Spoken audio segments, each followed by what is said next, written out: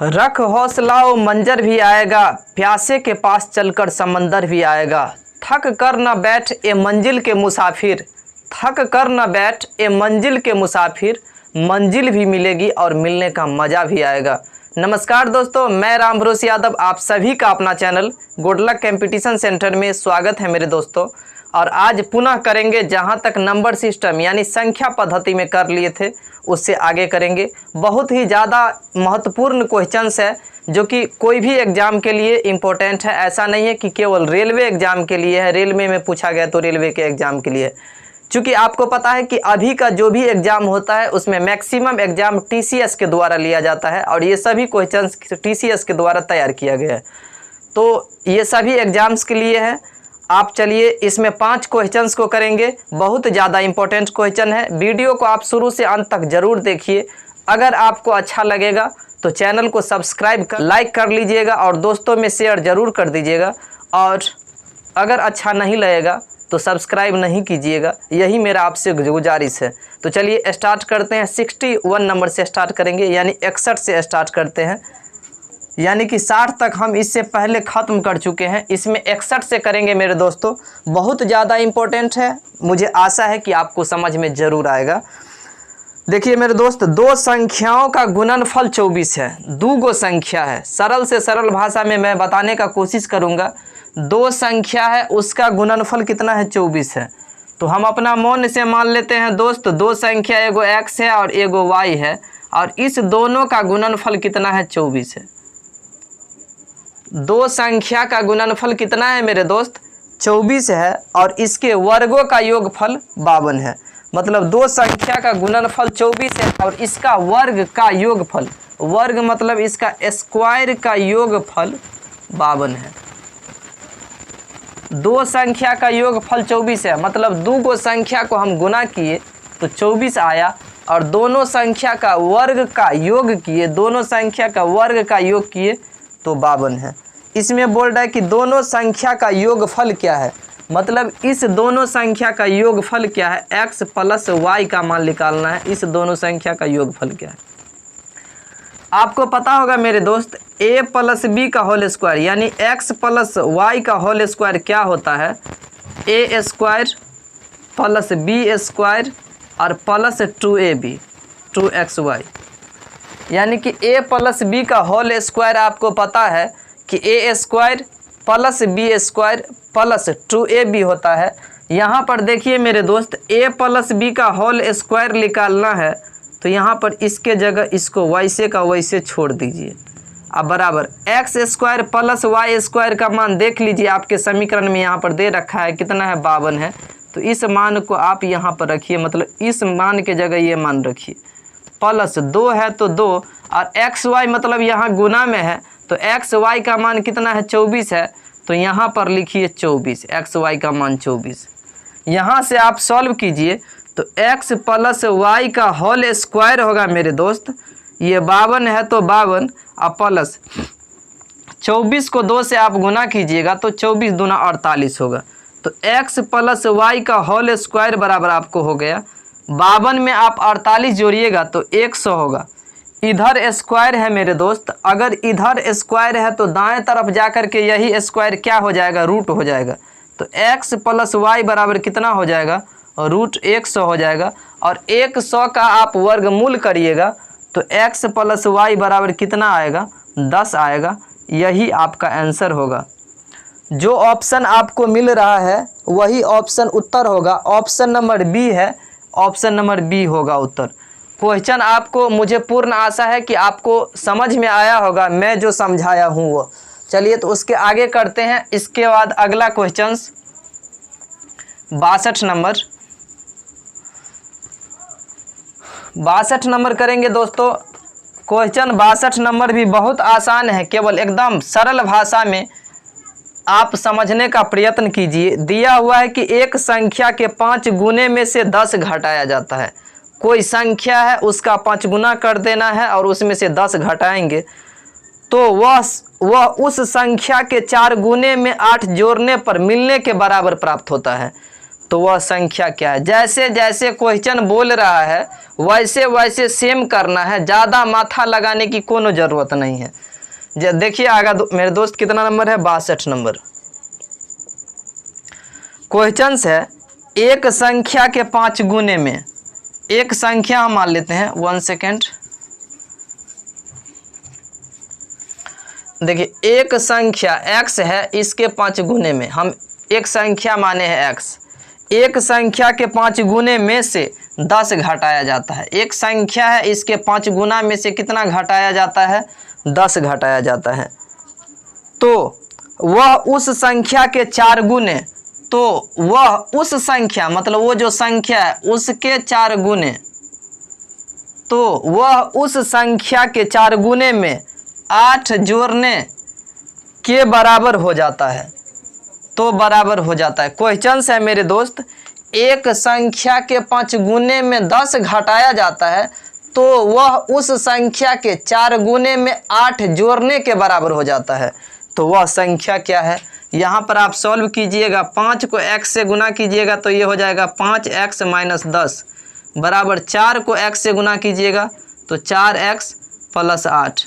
ये 4x मेरे दोस्तों बाएं तरफ आएगा तो ये कितना हो जाएगा, 4x बाएं तरफ आएगा तो इधर 5x है, तो 5x - 4x बराबर इधर ये 8 है, तो ये इधर -10 है तो इधर जाएगा तो प्लस में 10 हो जाएगा।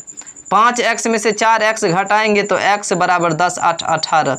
तो बोल रहा है वह संख्या क्या है, तो वह संख्या ऑप्शन नंबर बी है मेरे दोस्तों, जो कि यही आंसर है ऑप्शन नंबर बी। क्वेश्चंस मुझे पूर्ण आशा है कि आपको समझ में आया होगा और साथ ही साथ जो हम समझाए हैं वह भी आपको समझ में आया होगा। चलिए क्वेश्चंस नंबर 63 करेंगे, 63 नंबर। बहुत ही आसान क्वेश्चन सब है, कोई डिफ़िकल्ट नहीं है। देखिए 62 के बाद 63 नंबर करेंगे मेरे दोस्तों। 63 नंबर देखिए आप, जब किसी संख्या के सब सेमे टाइप का है, ठीक ना, जब किसी संख्या के 8 गुने में 4 जोड़ा जाता है। कोई एक संख्या है मेरे दोस्त, कोई एक संख्या है, इसके 8 गुना में 4 जोड़ा जाता है। 8 गुना है कर देंगे, किसी संख्या के 8 गुना में कितना जोड़ना है, 4 जोड़ना है। तो प्राप्त परिणाम देखिए, एक संख्या के 8 गुना में 4 जोड़ेंगे तो इससे जो प्राप्त परिणाम होगा वो 3 अंकों की सबसे छोटी संख्या होगा। एक संख्या के 8 गुने में 4 जोड़ेंगे तो प्राप्त परिणाम जो होगा वो 3 अंकों की सबसे छोटी संख्या होगा। मतलब 3 अंकों की सबसे छोटी संख्या कितना होता है, 100 होता है, तो 100 होगा। क्वेश्चंस आपको पूरा समझ में आ गया। एक संख्या के 8 गुने में 4 जोड़ेंगे तो उससे प्राप्त परिणाम जो होगा 3 अंकों की सबसे छोटी संख्या होगा जो 100 होगा। तो बोल रहा है कि वह संख्या क्या है, 8 को आप x से गुना कीजिएगा तो ये 8x होगा प्लस में 4 बराबर कितना होगा मेरे दोस्त, 100। ये 4 बाएं तरफ है तो दाएं तरफ जाएगा रिलेशन मिलाने के लिए, तो 8x बराबर कितना हो जाएगा मेरे दोस्तों, 100 - 4। तो 8x बराबर हो जाएगा, 100 में से आप 4 घटाइएगा तो 96 बचेगा। तो x बराबर कितना हो जाएगा, 96 बट्टा में 8, आप काटिएगा तो 12 8 96 होता है, 12 आएगा। जो ऑप्शन में है ऑप्शन नंबर ए होगा मेरे दोस्तों, ऑप्शन नंबर ए। क्वेश्चंस था कि एक संख्या के 8 गुने में 4 जोड़ेंगे तो उससे जो प्राप्त परिणाम होगा वह 3 अंकों की सबसे छोटी संख्या के बराबर होगा। एक संख्या के 8 गुने में 4 जोड़ेंगे तो जो प्राप्त परिणाम होगा वो 3 अंकों के सबसे छोटी संख्या के बराबर होगा। और यहाँ से मैंने सॉल्व किया तो 12 उत्तर आया, वही उत्तर होगा आपको, वही संख्या है। 63 के बाद करेंगे मेरे दोस्तों 64। देखिए 2 संख्याओं का योगफल 22 है। क्वेश्चंस को समझिए, 2 गो संख्या, एगो को मान लिए x है और दूसरा को y है, और दोनों संख्या का योगफल मेरे दोस्तों कितना है, 22 है। 2 संख्या का योगफल 22 है।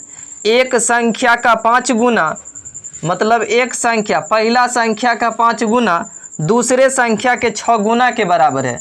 मतलब पहला संख्या के 5 गुना दूसरा संख्या के 6 गुना के बराबर है। दो संख्याओं का योगफल 22 है।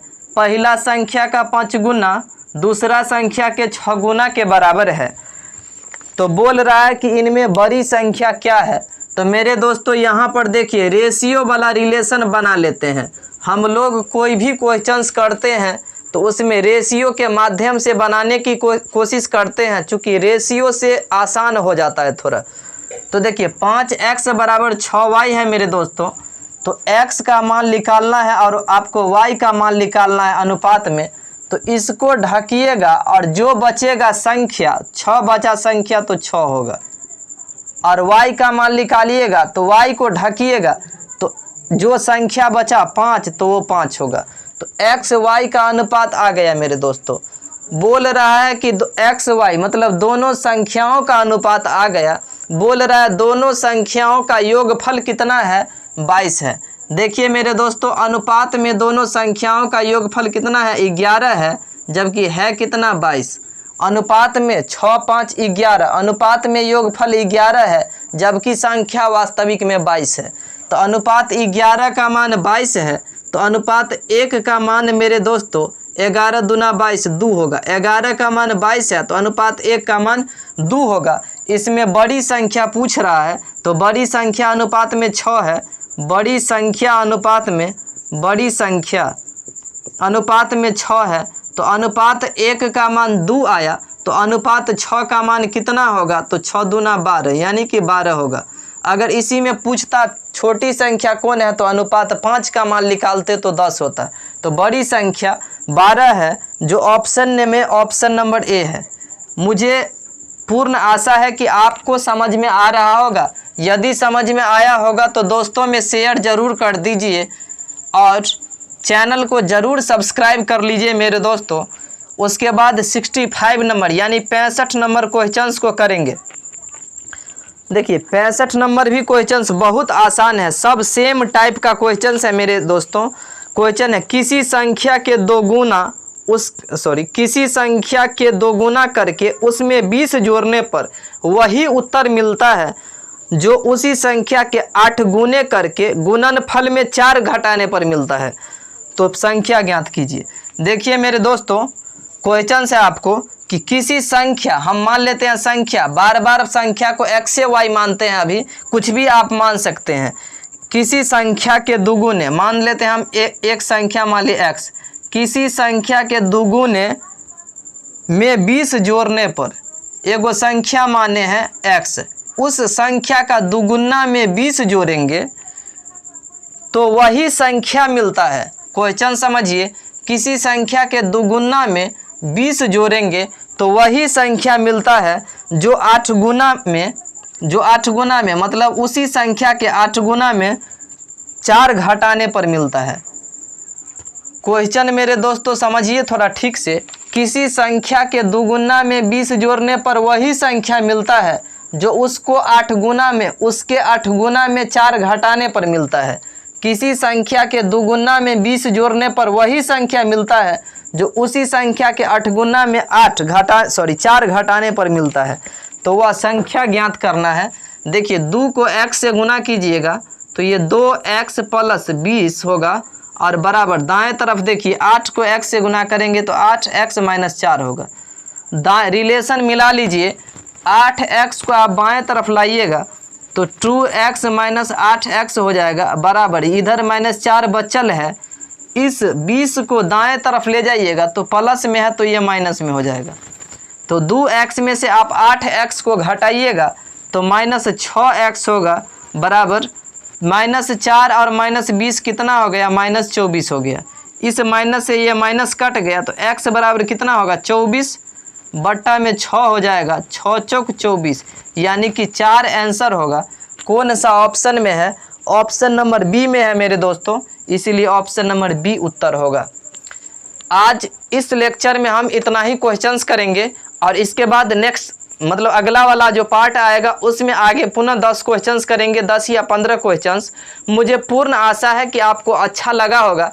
यदि अच्छा लगा होगा तो चैनल को सब्सक्राइब जरूर कर लीजिए और अपने तैयारी को बेहतर से बेहतर करिए, ज़्यादा से ज़्यादा स्टडी करिए, क्योंकि ये एग्ज़ाम जो बार बार होने वाली नहीं है। और पुनः अब कब ग्रुप डी का वैकेंसी आएगा या नहीं आएगा इसका कुछ भी कहना मुश्किल है, चूँकि रेलवे का जो कंडीशन है वो बहुत गड़बड़ होने जा रहा है। चूँकि प्राइवेट वाला जो सिस्टम है, पता नहीं प्राइवेट होगा कि क्या हो जाएगा, पूरी तरह प्राइवेट हो जाएगा तो वैकेंसी आएगी कि नहीं आएगी कुछ भी कहना अभी मुश्किल है। इसलिए यह जो सीट है 1 लाख सीट है, इसमें आप 1 सीट कॉन्फर्म कर लीजिए, यही मेरा आपसे गुजारिश है। और चलिए इसी के साथ आज की सेवा को यहीं पर ख़त्म करते हैं। मुझे पूर्ण आशा है कि आपको समझ में आया होगा और थैंक यू, धन्यवाद। आपका समय शुभ हो।